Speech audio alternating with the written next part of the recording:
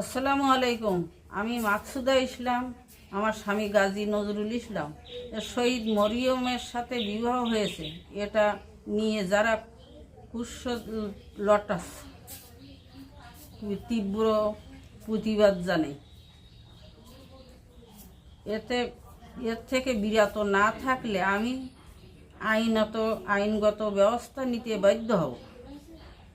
আসসালামু আলাইকুম প্রিয় দেশবাসী, গত 13ই জুলাই এমপি সাহেবকে নিয়ে যে ভিডিও এবং ছবি ইতিমধ্যে ফেসবুকে পোস্ট করা হয়েছে তার তীব্র প্রতিবাদ এবং নিন্দা জানাই।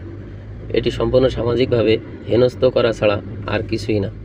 গত 17ই জুন রোজ মঙ্গলবার আমার বড় মেয়ে মরিয়ম আক্তারের সাথে তার বিবাহ বন্ধনে আবদ্ধ হয়। সেখানে তার বড় স্ত্রী সহ আমরা সকলে উপস্থিত ছিলাম।